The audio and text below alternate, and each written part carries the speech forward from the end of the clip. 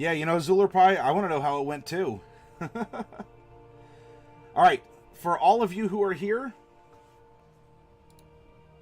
welcome. It's Saturday night. I very much appreciate you spending a little bit of time.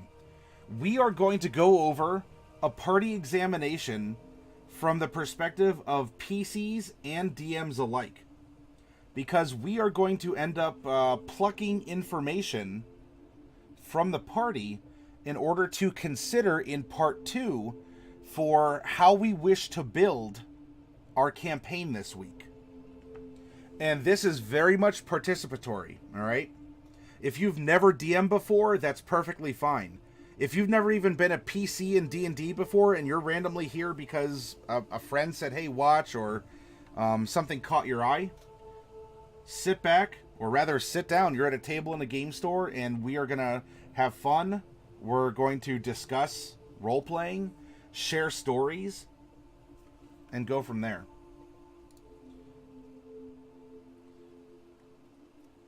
So Norman, we are not making we're not making NPCs per se. Some could come up over the course of the campaign generation, but we have made 5 characters and a map over the course of the week, and now we're going to bring them all together in harmony, because that's what we do every week.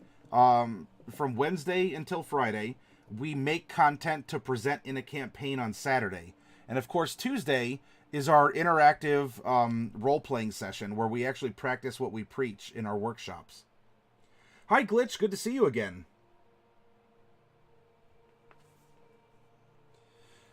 And Gold, you like the ability score spreadsheet / table? Well, this is where we're going to begin. These are the 5 characters that we have made over the course of Wednesday through Friday, okay? And Usher, yeah, I'll bring it up in just a little bit.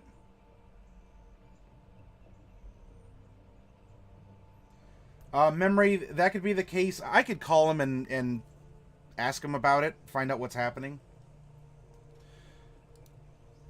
And so what I want to present to you all is one of 2 different ways you can go about examining your party as if it was an entity itself. How do you make a character sheet for your party? And this is a good exercise if your DM allows it, or if you don't mind sharing this information in a meta sense with your other PCs. Sometimes, look, as a PC, you just want to roleplay it out and you want to hold some cards to your chest. I totally get that. So we're operating on a couple presumptions when we do this exercise, that all of us, when we have made our characters, and I say "are" and "we" because we and "are" have made these characters together. But we're willing to sit down and say, all right, we've made our characters individually. Now let's bring them together and see what kind of an entity we have. Is it some, horrible, gut-wrenching homunculus of inefficiency and redundancy? Or is it some kind of sleek, well-oiled machine that works really well together?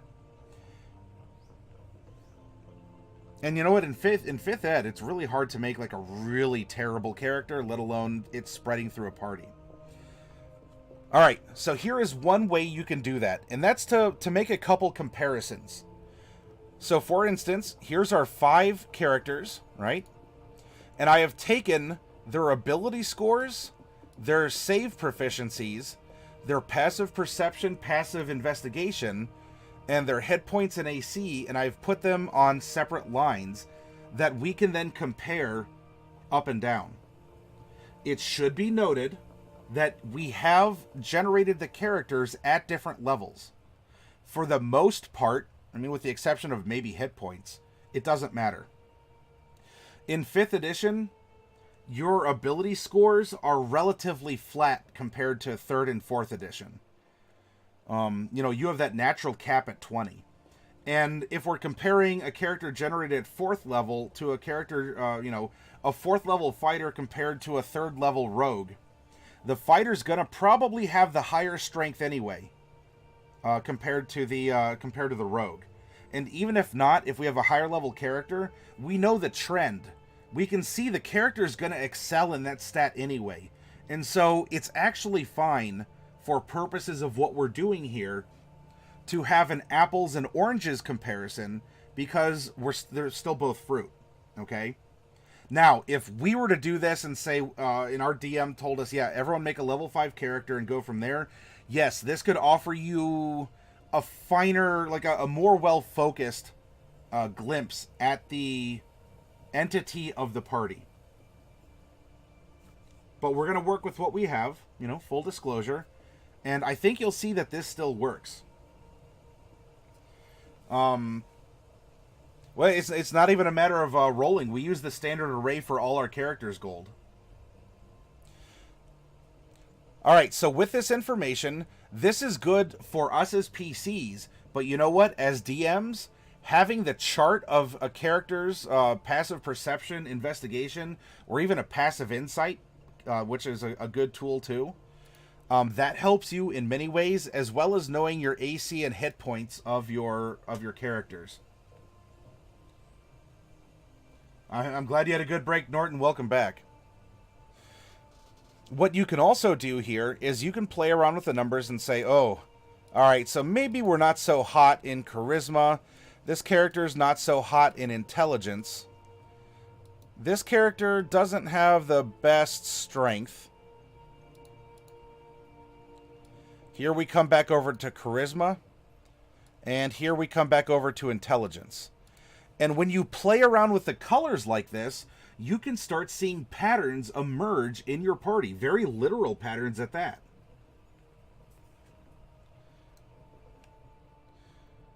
And so we can see our characters' strengths and weaknesses when it comes to mechanics.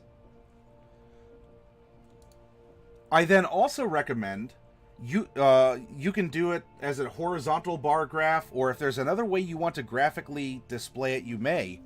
But I've taken the skill proficiencies for each of the characters, and I listed them out. And in particular, we have a rogue. And so you can note that expertise is denoted with a bold italicized name in that skill.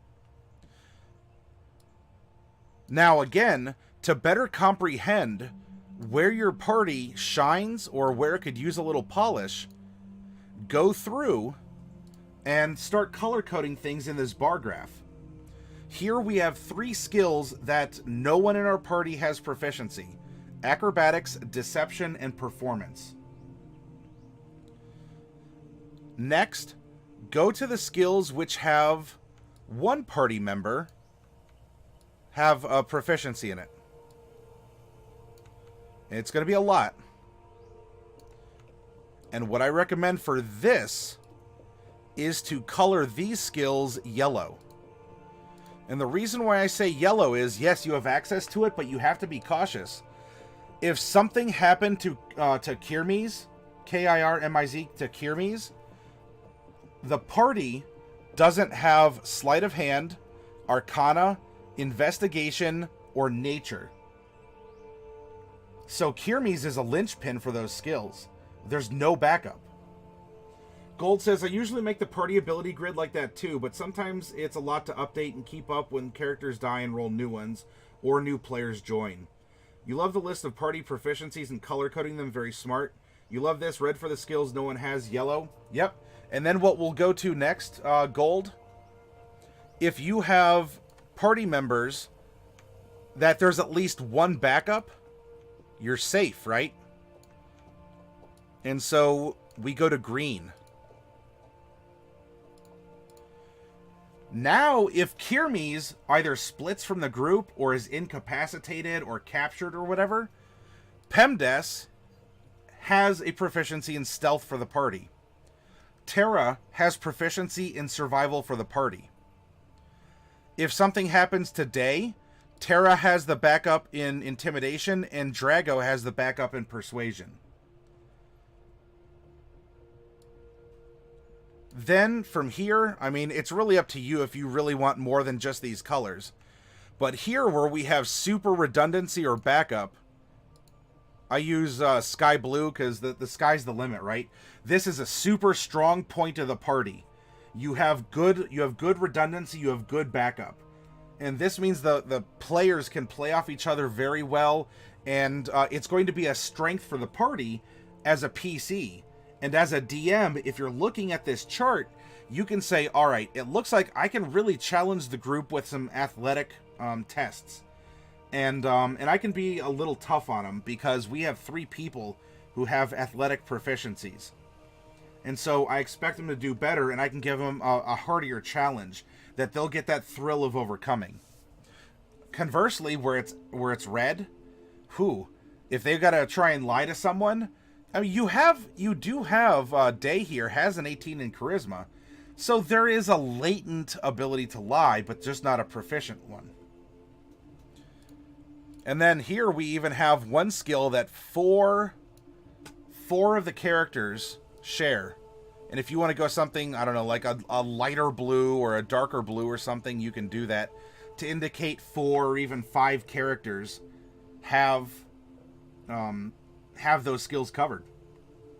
And so that's a bread and butter. You can pretty well know that your party will at all times be very aware of people lying to them, withholding information, acting a little weird or shifty, or something along those lines. So insight is definitely going to be an axis around which this party revolves. Exactly, Gold. Sky's the limit. Multiple PCs have athletics, religion, perception. Very handy to know that when planning challenges. Now, there's a couple other considerations down here. Will they come in handy for you? Maybe. Can you present these as you would the skills?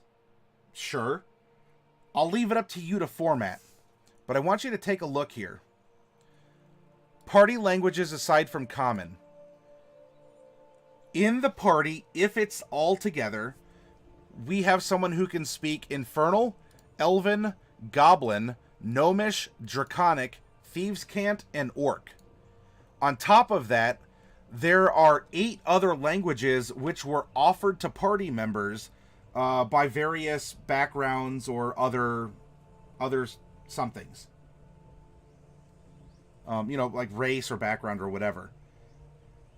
And if you wanted to color code this chart like you did your skills, so you can see, oh, maybe 3 characters can speak Elven, and so you make Elven blue. But maybe Orc is yellow, because only 1 character can speak Orc. At least unless we start filling in these these fill-in-the-blank ones. So again, you can see the strengths and weaknesses. You can see the pattern of your party. Similarly, we have party tool proficiencies. One of them is proficient in a gaming set. If that's the case, hey, maybe you could introduce that to your campaign and... Gold Public, lend me your power, your strength. Thank you very much. Thank you, Gold Public. And so you have this same examination, because if you want to make puzzles, riddles, skill challenges, side quests, stuff like that, someone can play an instrument, someone's good at a gaming set of some kind. We have someone who actually has expertise in thieves' tools. Hey, we have a lockpicker, right? Cooking utensils, navigator's tools, and vehicles water. Norman, hey, you're welcome to do so. And Norman also, if you join our Discord, and I'll put a link here as well. Every week, when I finish uploading the videos and getting all the content, if you come to past content, unfortunately it's kind of... here, I can scoot things over a little bit. Down here is past content. If you click on that, you will see all of the videos in the documents, including the character PDFs that we have made. Gold, it's the last character we generated with a sailor, and so they have water vehicle proficiency. It's not for a specific type of water vehicle per se. It's just that if they find themselves on a sailing ship, they're good to get around. They know the terminology. They can navigate a little bit more easily. So you want to see what we did last week? Bada boom! Here's our campaign. This was campaign number 24 we made on the stream. The truths of where loyalties lie. Production date. Here's each of our party members. There's just a basic. Here's a basic blurb. The YouTube. Actually, you could watch this character being built, and then at the end, you can just download this character's PDF character sheet if you want to play around with them. Oh, no. So that would be something like inventory or the like. This is just a tool proficiency, meaning if they have access to it, they are proficient at using it. Gold Public. Here's our map design, and then here's our campaign outline. It's all here for you all. All of this material is provided if you ever want to go back and have inspiration of your own, or heck, you want to run a campaign and you're not sure what to do, or you don't think you have a good idea. I mean, you should always trust yourself, but please come over here and pull down the campaign outline. Watch the video and get inspiration in how to do something.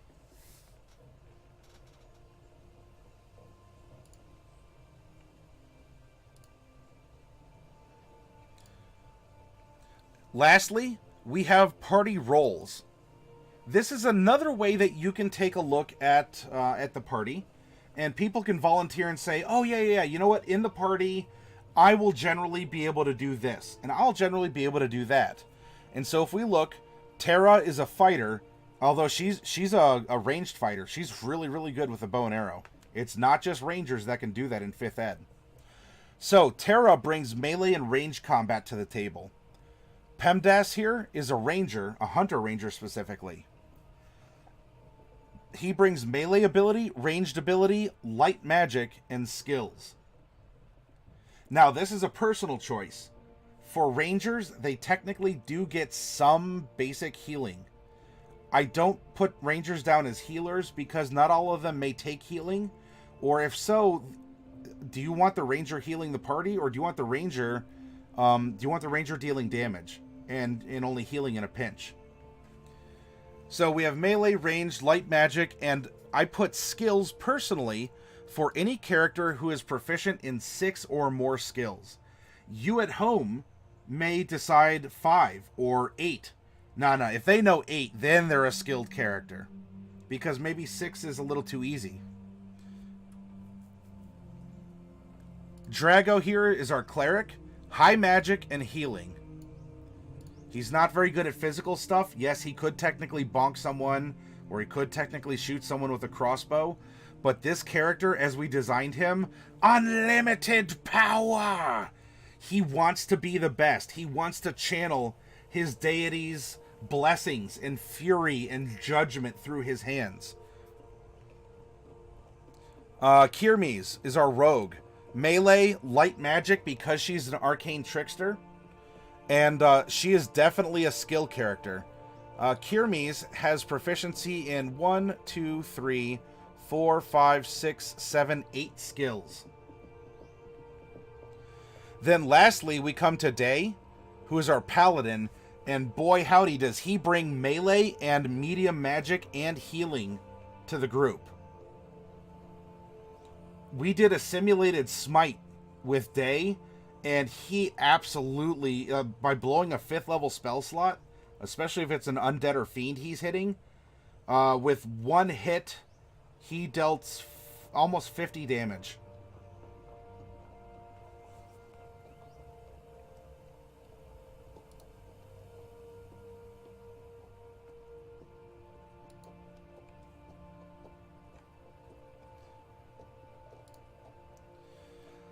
So now what I want to move into with you all, and this is where it gets even more interactive. We are going to do what's called a SWOT report. SWOT. Strengths, weaknesses, opportunities, and threats. Strengths and weaknesses are things that are internal to the party. Opportunities and threats are things that are external to the party. And so what would be an example of a strength here?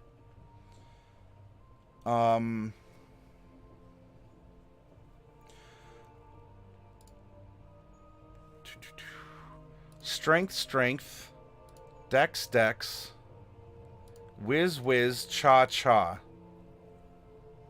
And we even have a con.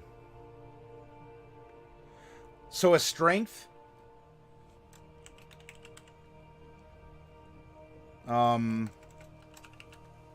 All ability saves have proficiencies. Within our group, every ability has a proficiency. And on top of that, if you look here, we have physical, physical, physical, physical. Then we have mental, mental, mental, mental, physical, mental.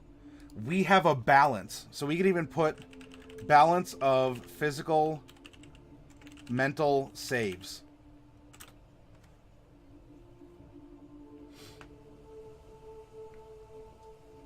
You see how that is internal to the party?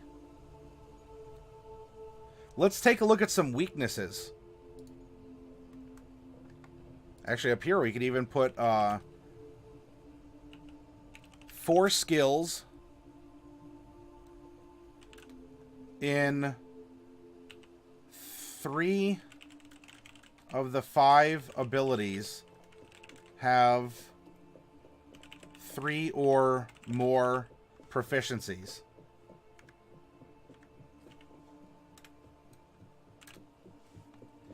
We come down to weaknesses. What could be a weakness? Well,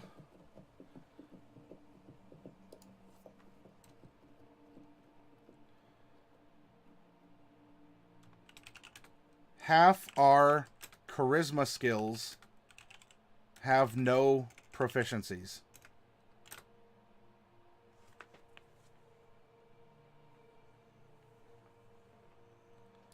What would be another weakness? I don't know. Look at all the information that's out here.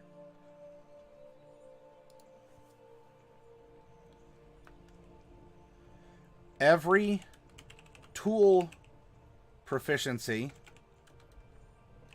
is covered by only one character.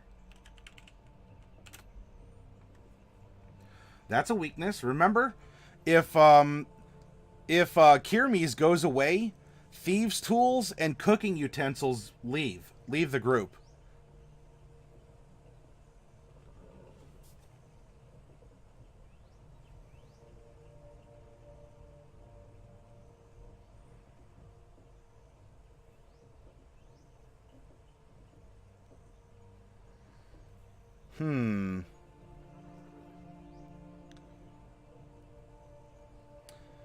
You want to talk about more strengths? This is actually a pretty good party here.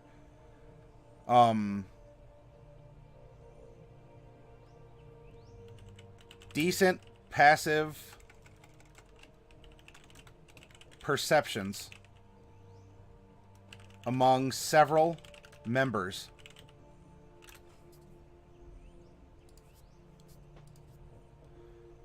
As a weakness, only Kirmes has any notable passive / investigation skill. Yeah, the party's not going to fake it till they make it, but you know, Dark Wolf, we have redundancy for days and insight. So for sure, insight is a strength.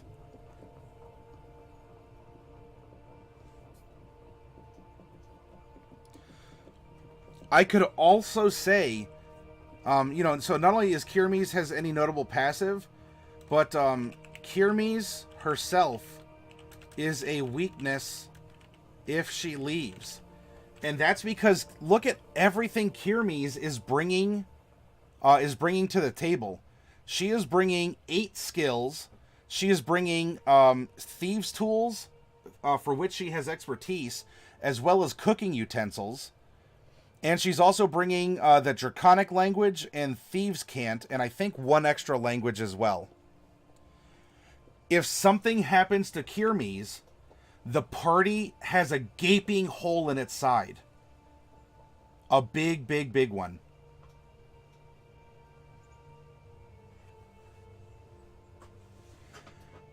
And so you can argue, if you even want to put Kirmes as a strength and a weakness, you can have that redundancy. Because the whole point of this is to sit down at our table as PCs and or with our DM and go over this information, especially because it'll show us what we need to do in order to help cover our weaknesses. Now, if any of you out there have any more strengths or weaknesses that you want to throw out there that you observe from the sheet we have, you are welcome to offer those. I'm going to move into some opportunities and threats. Because you may think, all right, well, I get it. If we have a strong character, that's a strength. If we don't have anyone who can deceive proficiently, that's a weakness. Because that's internal, right? We're talking about what the characters have themselves. What are these externalities that exist and can influence the party? Well, you want to talk about an opportunity? Any lock-picking opportunities. Especially when backed up, because we have 3 characters who are proficient in perception, and Kirmes actually has an expertise in it. So if lock-picking opportunities come our way for the group, that is actually an opportunity. A door, a treasure chest, disabling a trap, things along those lines. That's a good opportunity. Travel and communication. I mean, not only do we have a group that can wander the land fairly efficiently, especially because of the background skill of survival that our Outlander gives us, they can eat off the land effectively for free. But if we do need to get a ship to go somewhere, our ship's passage can help our party travel by boat a lot more easily too. So any kind of travel or communication needs, because of our massive selection of languages, this is a great opportunity for the party to shine.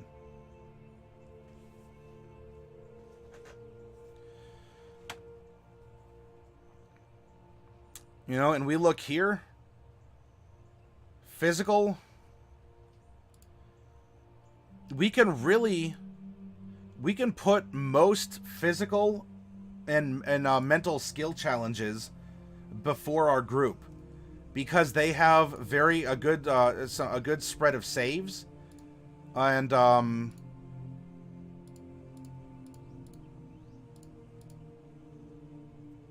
was weird.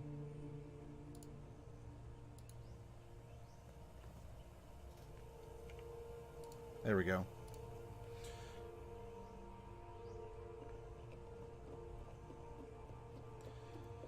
Let's see. If we look at our magic also, we have an arcane user, we have a divine user, and I don't know if you want to consider breaking up magic into types like that: divine magic, arcane magic, primal magic, things along those lines.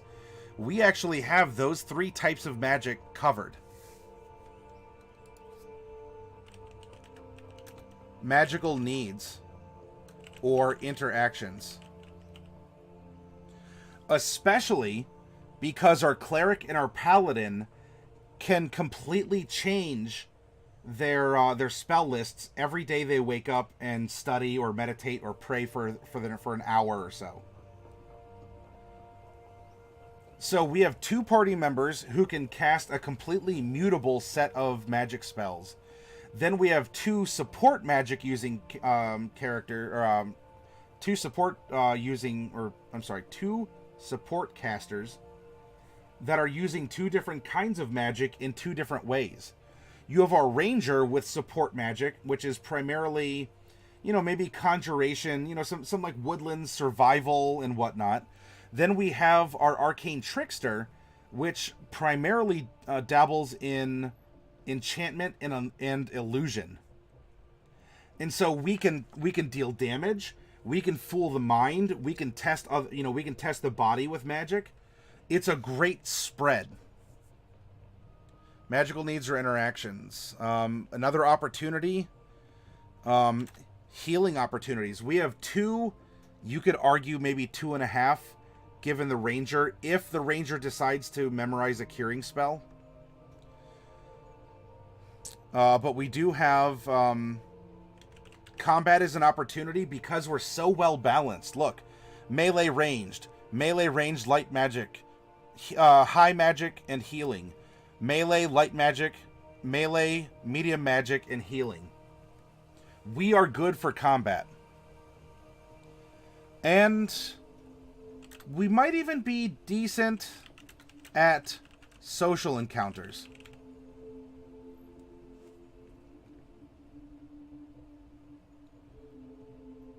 Now, something that's not here and should be taken into consideration, which could be a strength or a weakness.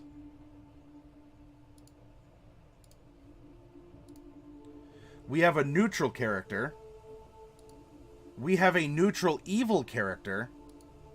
We have a lawful good character, another lawful good character, and a chaotic good character.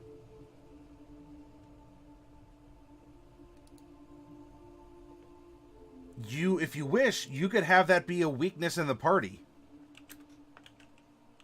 Conflict of alignments. However, we'll address how to mitigate conflict of alignments in coming up very soon.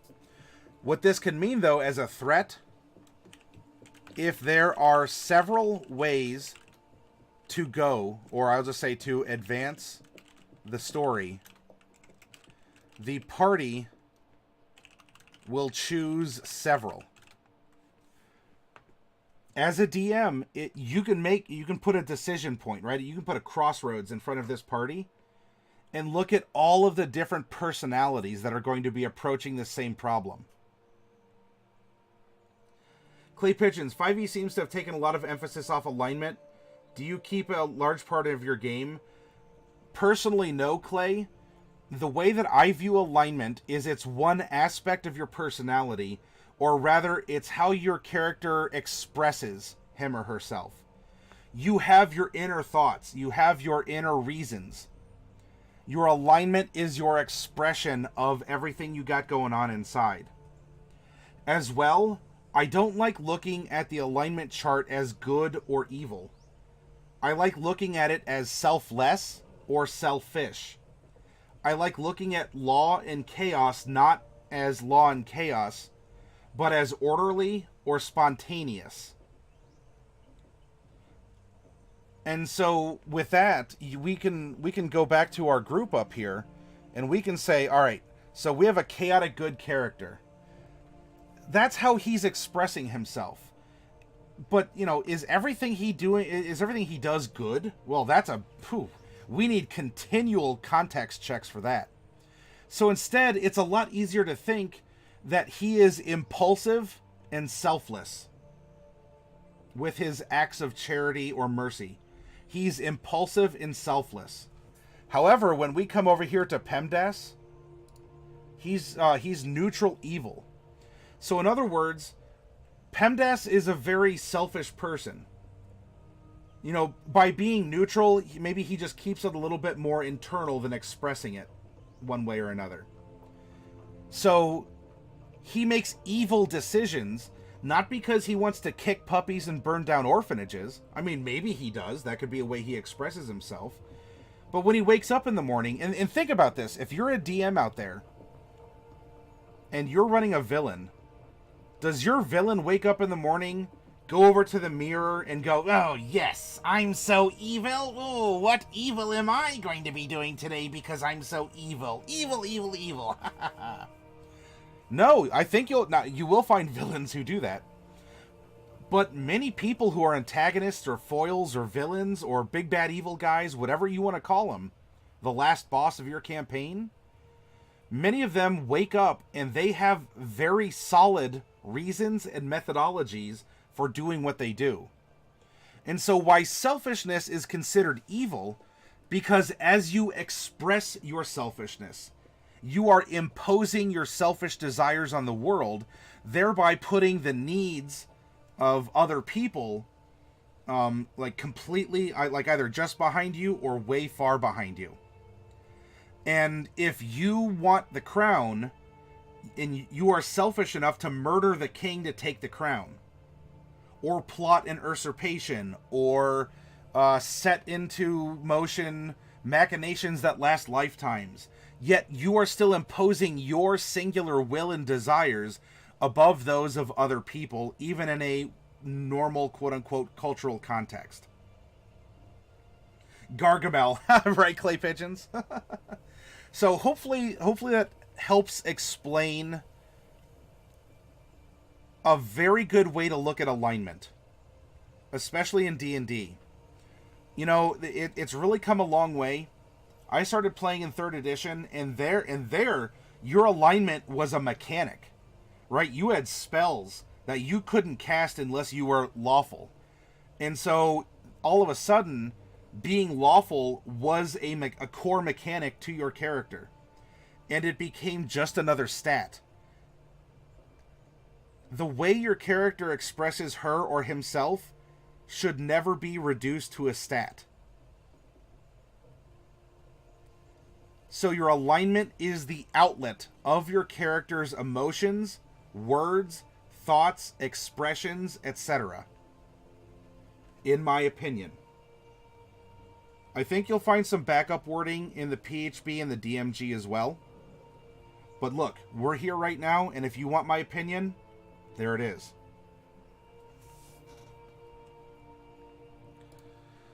So we come over here to our SWAT report. If there are several ways to advance the story, the party will choose several.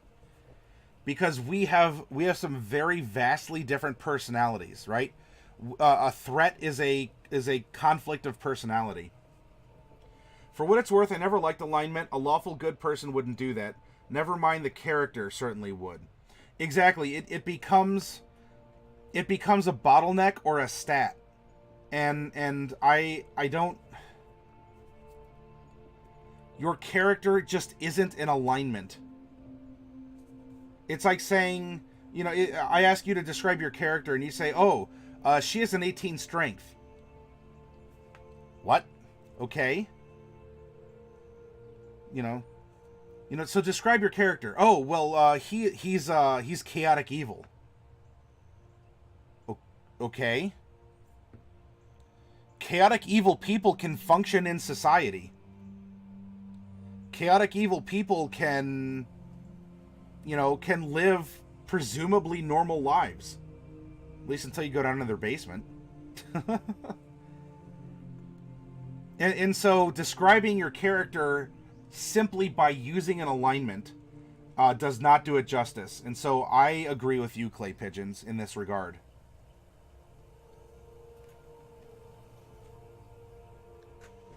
Now, here's another threat. If we go into an anti-magic zone, or we come against dispellers or counterspellers, 4 of our 5 characters use magic in some way. 3 of those, I would argue, rely on magic as an intrinsic part of their class. The ranger, I think the magic for ranger really just support. The ranger can survive on his or herself. The magic is there to help support. The ranger can get by without magic, in my opinion. But our arcane trickster, our paladin, and our cleric need magic. And so if they come into some kind of wild magic, anti-magic, or they go into a town where if they're caught casting spells, it means, bad stuff happens. That is going to be a threat to our party. Because we actually have a reliance on magic in the party. So while it's a strength that we have a great diversity of it, an opportunity, well, I guess it's a strength too. Our threat comes when that magic is threatened. And we can't use it anymore.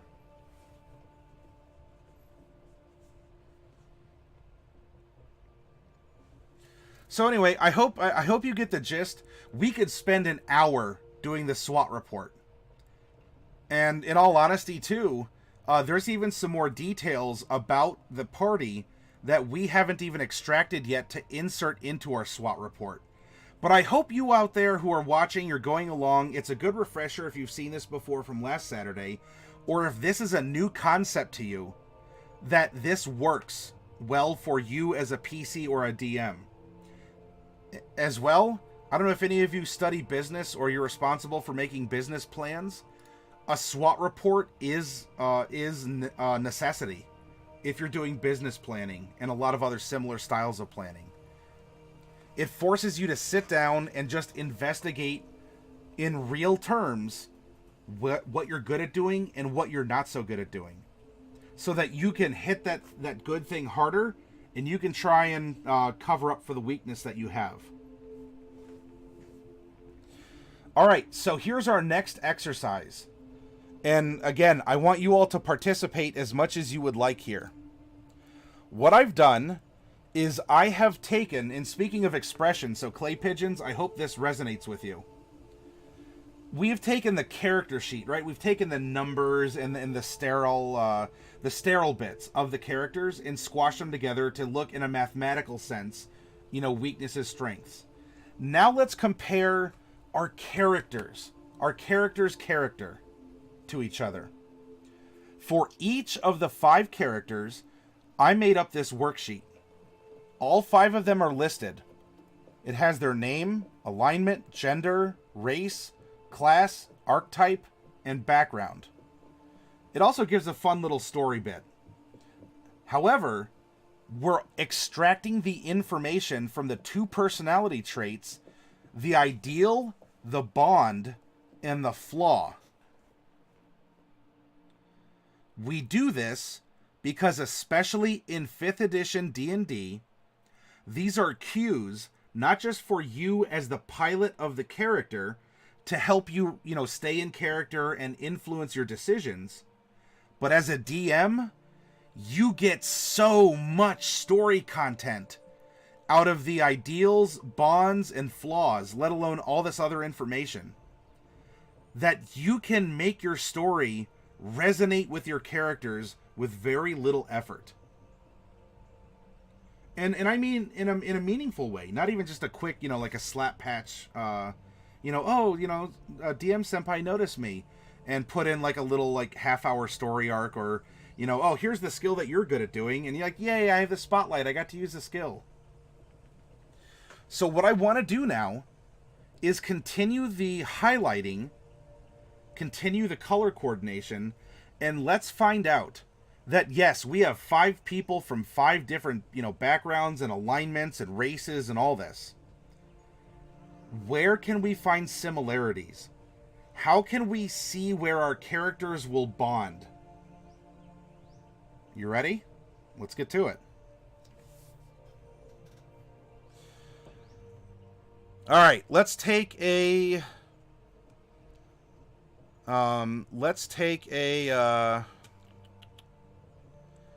concept here. Let's go. We'll use I idolize a particular hero of my faith and constantly refer to that person's deeds and example. Boil this down. This is a dedication.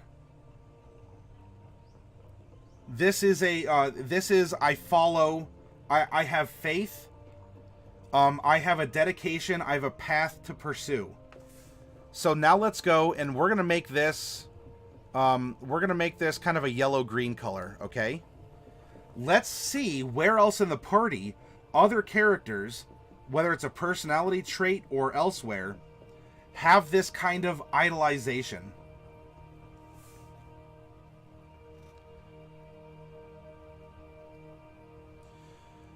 Let's see. I idolize a particular hero of my faith and constantly refer to that person's deeds as an example.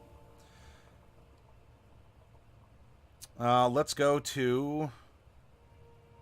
Here we go. Look at Tara's bond.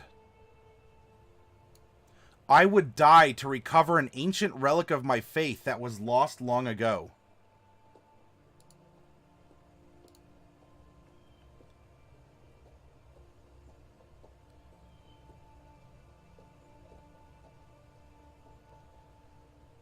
I watch over my friends as if they were a litter of newborn pups.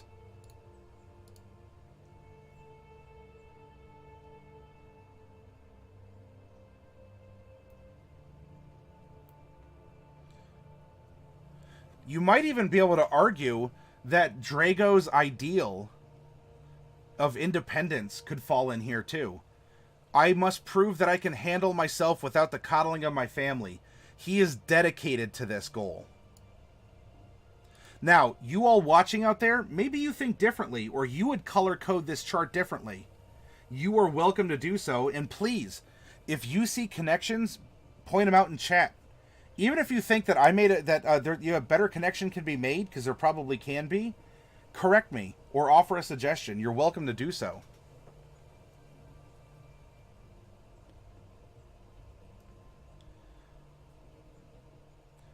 Ah, look at Day's flaw. I follow orders even if I think they're wrong.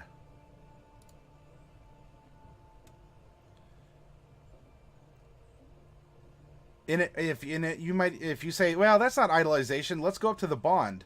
The ship is most important. Crewmates and captains come and go. That could very well be. Sure. I'm trying to, mix it up so that I'll highlight it but go back so that we can see, oh, maybe there is actually a better connection somewhere. Dark Wolf, I think Kirmes's P1 would connect her to Day, who may not have parental figures in his life. So let's look at Kirmes.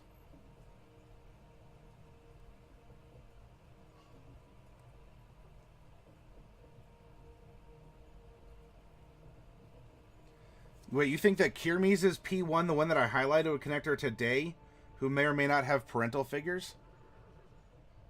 Oh, because he's trying to get out from underneath a family structure, and yet she would bond to him like a mom would. Zulurpai, Kirmes' P1 seems not a good match to this. If you want to link it up elsewhere, Zuler, you're welcome to do so. When I made this up before broadcasting, I purposely did not examine it because I wanted to come into this as blind and as new to the possibilities as you all out there. So I may very well make what you could consider to be a mismatch. Pointing it out is perfectly fine.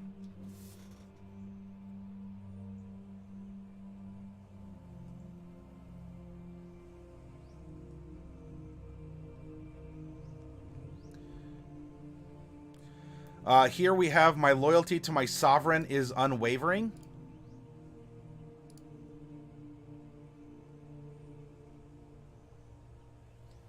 Kirmes is a leader, not a follower.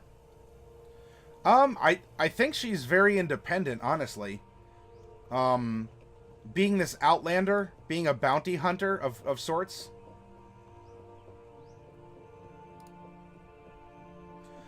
But yeah, you know what? I guess in that case, if it's a matter of looking up or looking down, I watch over my friends is more of a looking down. In that case, what we could do is, why don't we make this a magenta, right? We'll make this a looking down, and look at this. I secretly believe that everyone is beneath me.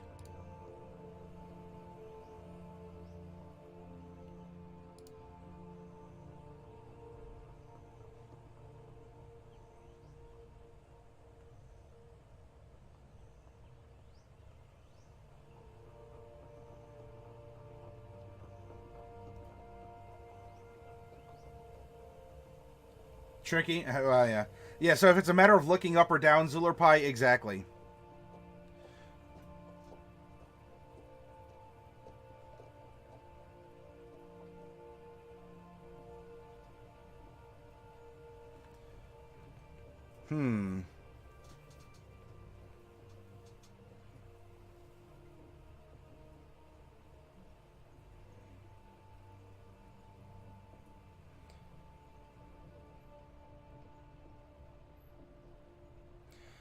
Here is something that someone would be willing. I guess this could be dedication as well, like looking up. Maybe this could be a connection in our yellow-green here. I once ran 25 miles, like her heart could have burst. Just like I would die to recover an ancient relic of faith.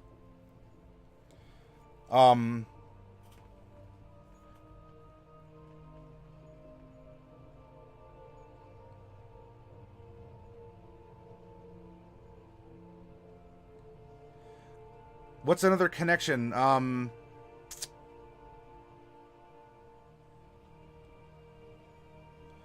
Actually, this is so this is kind of this is the looking up also. All right, here's something that brings a sense of satisfaction, because some characters just can't be satisfied. So I don't know. Let's go over and we'll do a cyan here. Hopefully these colors are very distinct for you at home.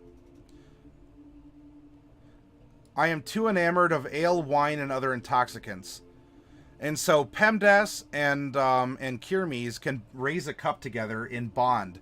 Despite her being lawful good and he is neutral evil, can you imagine a scene where these two characters are sitting down, and even if it's just over, you know, a turkey leg and a cup of ale, they can at least set their differences aside for this one meal, this one moment together, and actually bond.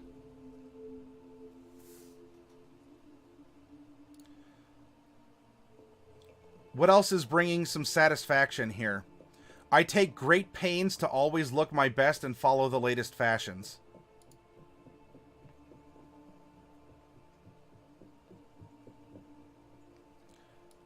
I always try to help those in need. And you can see now that our bonds between characters again, they're not just between personality traits. We have a flaw that is connected to a personality trait that's connected to a personality trait that's connected to an ideal.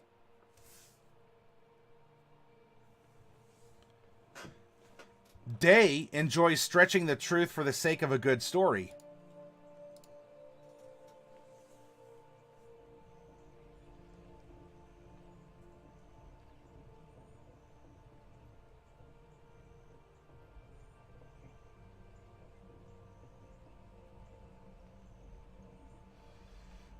And this also goes beyond just our personality traits, right?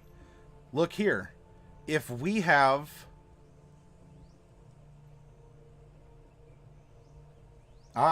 let's get tricksy, okay? We have a devotion paladin, and we'll color this orange. And we have a light cleric, right? Hey, two divine classes. That's a connection, right? Surely our paladin and our cleric can get along well enough with each other. Pardon me. Presumably, or at least it's a way that they know that they can connect. They can connect with each other. How about this, though? Let's take it one step further.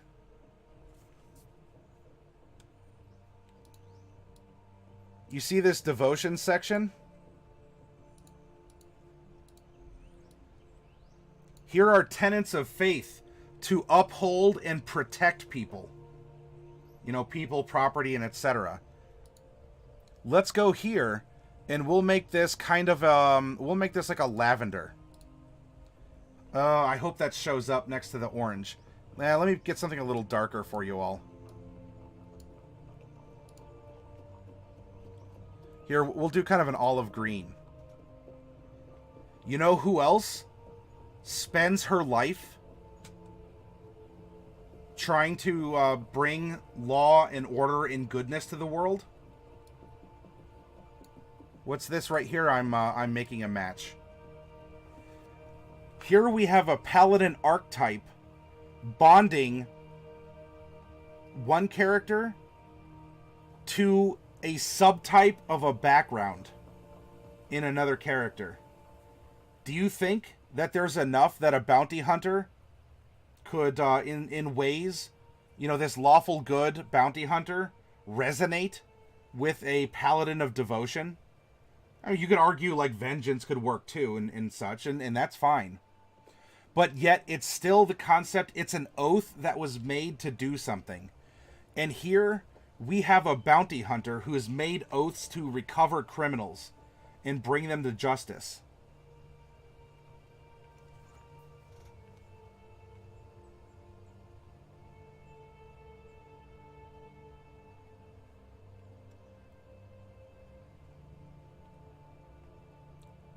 And here's where we can also extend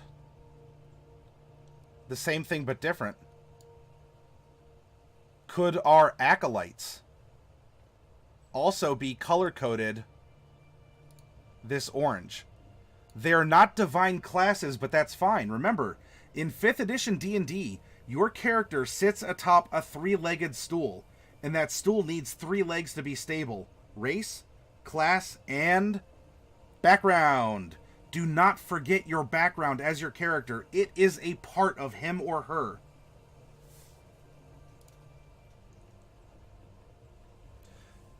Now, I will continue to challenge you. I don't know if any of you have been reading the blurbs, or, you know, the other little, like, a 1-2 sentence backstory. What if I were to tell you that PEMDAS can get along as an acolyte, but really, I don't know. If I do this, and I take away acolyte, given PEMDAS as a character here, what other quality or what other part of this sheet would this acolyte portion fit to? I'll throw it out there for you all. Right? He was raised by drow after they ransacked his birth village and has been raised as a breed above the average dark elf. He now acts as their scout to find other elven villages to plunder in an effort to stay alive and be relevant. Where does this acolyte portion actually fit with another character?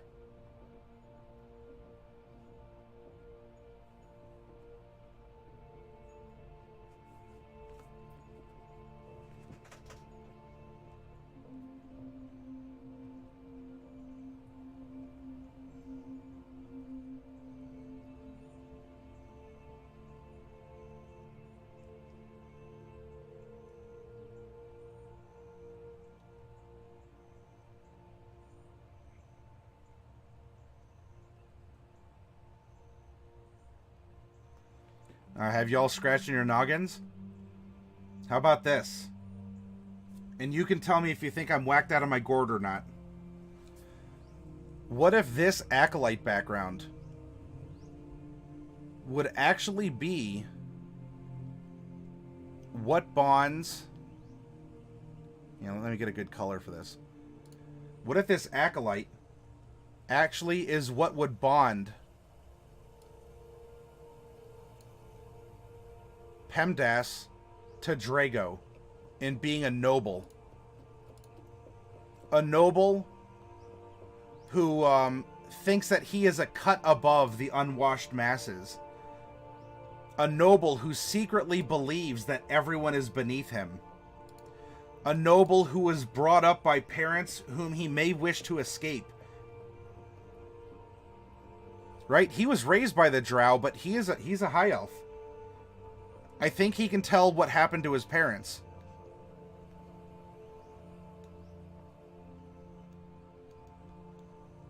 Usher, you think he's kind of like the Paladin?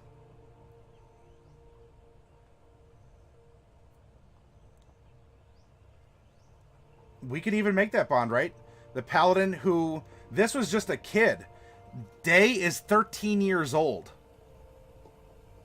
We generated a level 19, 13-year-old... a 13-year-old level 19 Devotion Paladin. Now, obviously, for sake of our campaign coming up, he's not going to start at 19. However, what this meant is we're trying to conceptualize how can someone like this exist. He was thrust into a situation that perhaps he didn't ask for. Or maybe he even wishes to escape. But you see, we have our Paladin and our Cleric themselves that are bonded because they're both servants of a divine order. Yet here we have our Acolyte and our Noble bonded. And actually this Acolyte here should have been... there we go. Does that make sense?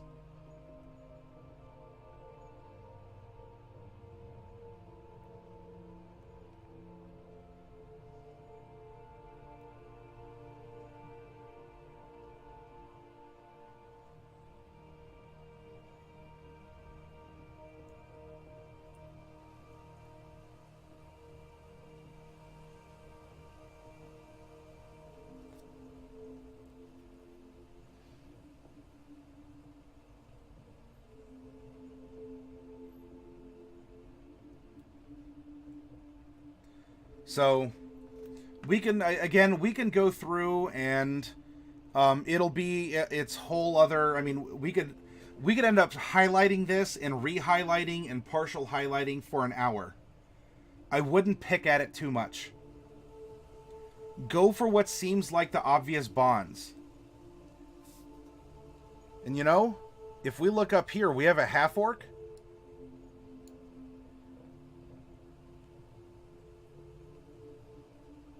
Who might the half-orc bond with?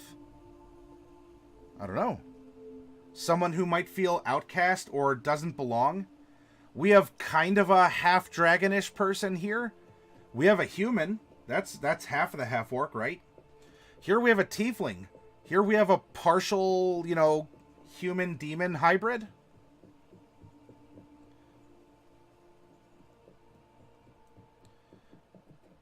What if our tiefling and our red dragonborn got along really well together? Because they both like fire. Look at this too. I will bring terrible wrath down on the evildoers who destroyed my homeland. Once I pick a goal, I'll be obsessed with it to the detriment of everything else in my life. Including other people, by the way.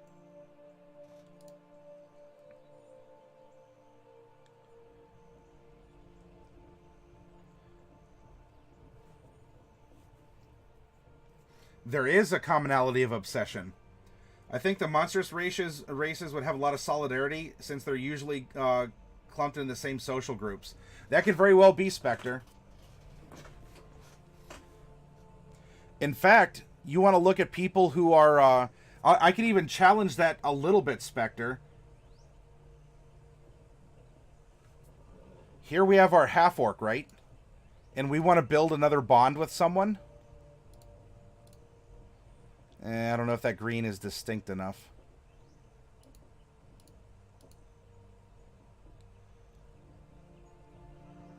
Let's go with kind of this dusky blue. Here we have someone who was pulled, you know, from two worlds and is an entity that doesn't quite fit into either. What about this?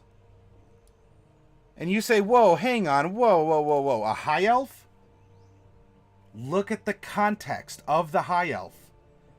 Someone who lives in a world in which he doesn't belong, and the people who have raised him might even feel resentment for him. Darkwolf says, we have an adopted character, possible orphan, character trying to get away from family, and two characters with somewhat motherly traits. Yeah?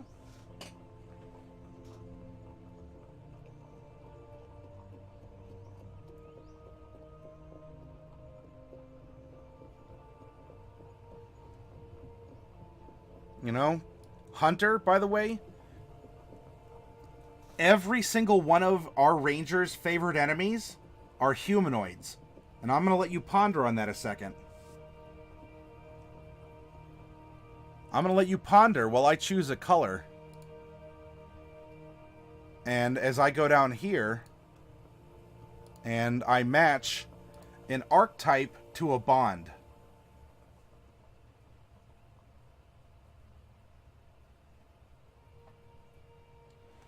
Teen moms take care of the orphans with poor family relations. Oh, and I like that little Sakura cherry blossom. Have any of you who've played 5th edition ever think that you could compare your character sheets in this manner, let alone looking at your archetype? Well, I guess technically it would come under Ranger as favorite enemy. But for being a hunter, we're dealing with swarms and whatnot. So actually, we'll make the whole thing Ranger Hunter with the bond.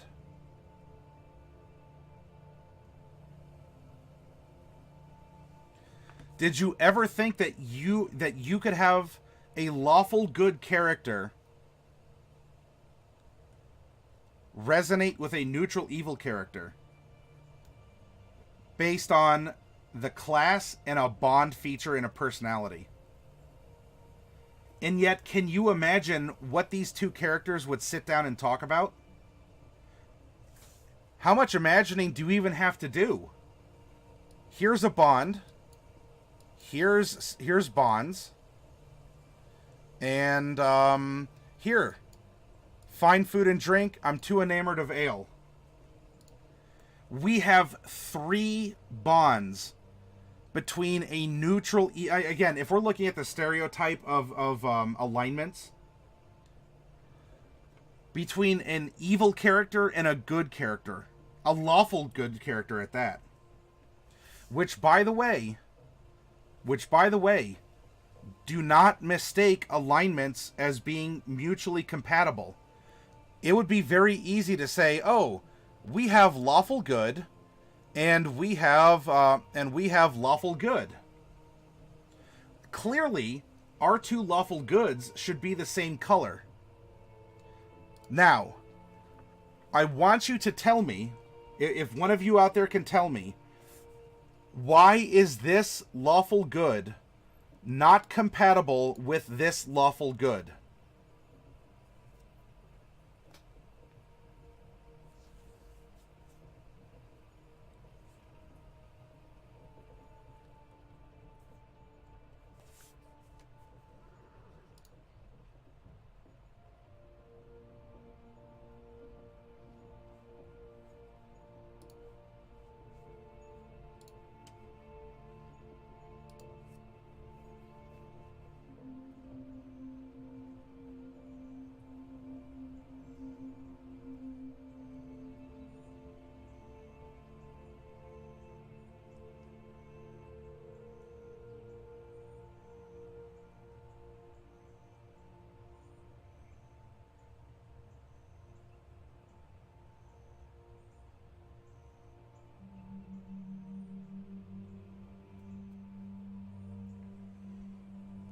All right.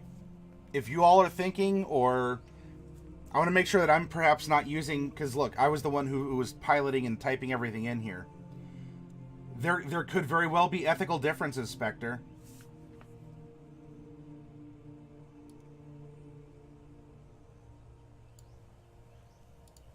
What does that say right there? Highlighted in bold. This character is the epitome of lawful good, does not mean lawful nice. He is lawful good. He follows tenets of faith. But Drago, as he expresses himself, is very much... He's a beautiful sunbeam that's been put through a magnifying glass into a focused, heated point. Drago thinks that he is above everyone. Drago is not lawful nice. Drago tests his powers to constantly become stronger and to prove himself. And through strength and magic and dedication and staying in that channel and hitting it hard over and over again. To break, to burn, to grow. Because, plants need growth. Nice beautiful metaphor. Anyway. Come down here. Kirmes, as she expresses herself through lawful goodness, or more of an orderly selflessness.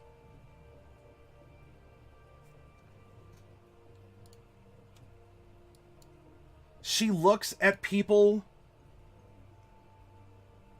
Spoon, you don't need to know anything about D&D. We're just talking concepts, universal storytelling. We might be talking about terminology, but really we're just speaking about the character's qualities. Drago seems to lack empathy or is better than everyone, very linear, trying to get ahead. Yes, and you know what? Kirmes she's a mom, right? She's a party mom, as you all were saying up there. She would go out of her way to run a marathon to warn people. She watches over her friends as if they're a litter of newborn pups. They are still both methodical, right? Lawful. They're still both methodical and selfless. Doesn't mean that he's selfish. He does everything by the book. And this is a publicly accepted book. However, she's expressing herself differently. And yet they share an alignment. And that's perfectly fine.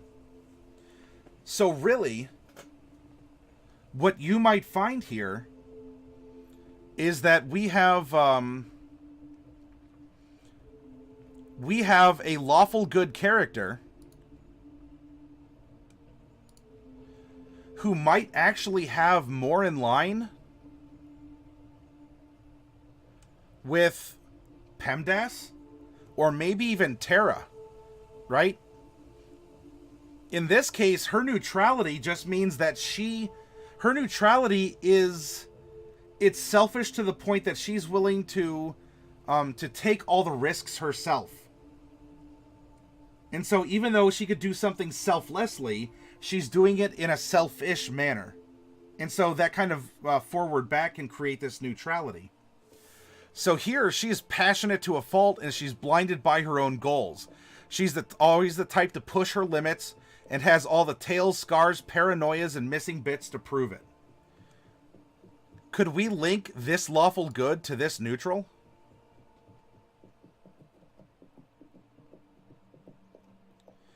Could we link this lawful good to this chaotic good because of the fact that it's an expression of the character? And we look down to Day, and he has this 13-year-old, you know, he's kind of the Tom Sawyer, right? He likes a job well done, especially if he can convince someone else to do it. He stretches the truth, but it's for the sake of a good story. So he's not trying to lie to people. He encourages respect. All right?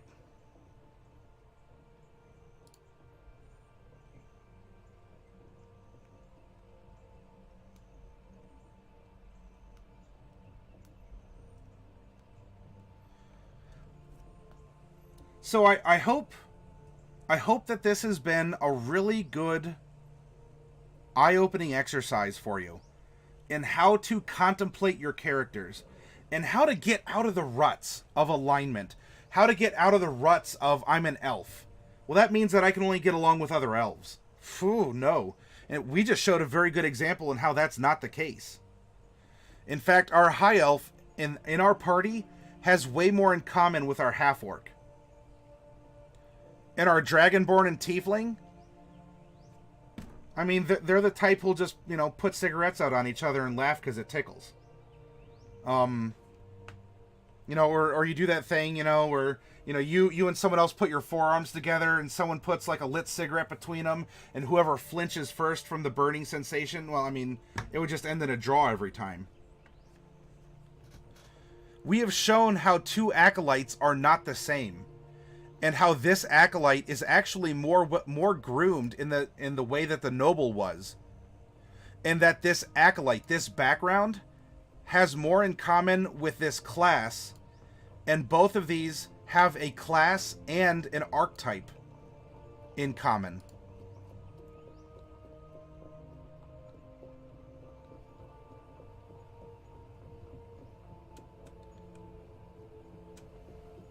And here's one more little tidbit. What if we did this?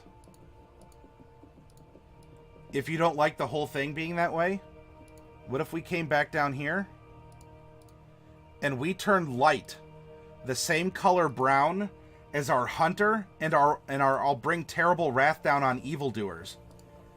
You know what the light domain does?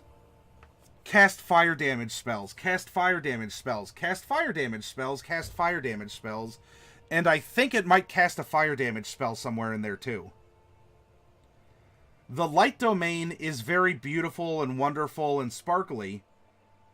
The light domain is a massive magic damage cleric. You set the world on fire. And radiant damage. I mean, yeah, it's in a way too. You know, you might be able to link that to the Paladin, but he's not really combative, right?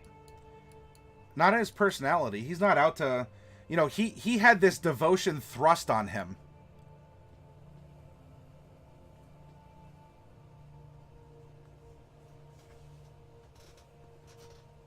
But yeah. Questions, comments, concerns?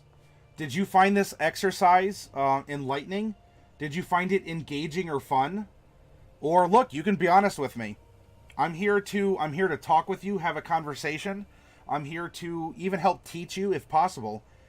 Did this presentation make your eyes roll in the back of your head and you just go, oh, is he done yet? Because I don't want to bore you all. I want to make sure that if we're spending time together, it is worth your time and you can walk away from this in some way being a little bit smarter, a little bit better, or even a little bit more energized to go and run or be a part of your own D&D group. Oh, Gold, you made a clip. Thank you. And by the way, I love it when you all make clips.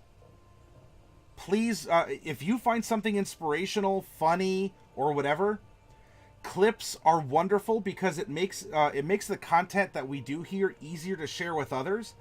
And in their own ways, they're almost little 30-second commercials for who we are as a community. You know, if you cut a clip, I'd also encourage you to give it a fun little title, too. Spectre says, this was super informative, and I'm thinking of running something like this through with my group. If you do that, Spectre, I would love to hear how it goes. Because while this is a party of conflict, look, they all have differences. There are some characters that might only have 1 or 2 links.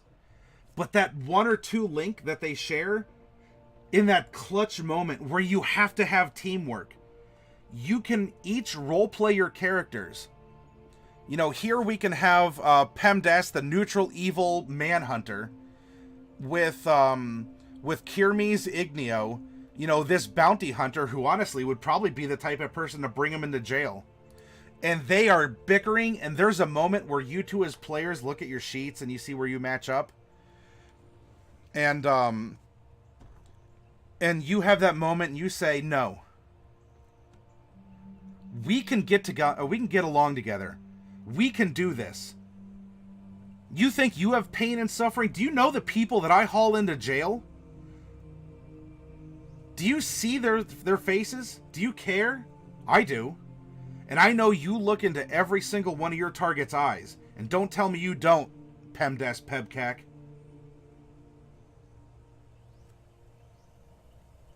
Actually, you want a fun little way to bond things? You all ready for this?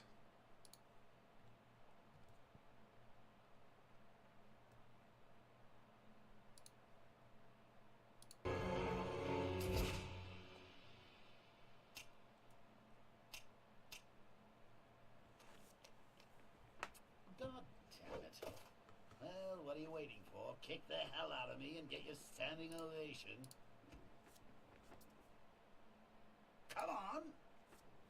No, not this time. I don't want to hurt you. I don't want either of us to end up killing the other. But we're running out of alternatives. Perhaps it all hinges on tonight. I don't know what it was that bent your life out of shape, but maybe I've been there too. Maybe we could work together. I could rehabilitate you. You don't need to be alone. We don't have to kill each other. Let me help you.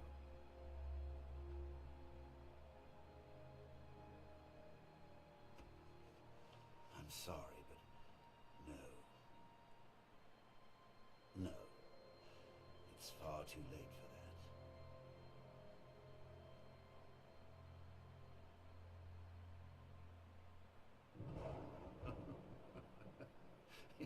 You know, it's funny. This reminds me of a joke. See, there were 2 guys locked in a lunatic asylum. And one night they decided they didn't like that anymore. They decided to escape. So they made it up to the roof, and there, just across this narrow gap, they see rooftops stretching across town, stretching to freedom. Now, the first guy, he jumps right across, no problem. But his friend, oh, no way. He's afraid of falling. So the first guy, he has an idea. He says, hey, I got this flashlight with me. I'll shine it across the gap between the buildings, and you can walk across the beam and join me. But the second guy said, what do you think I am? Crazy? You just turn it off when I'm halfway across. Oh, excuse me.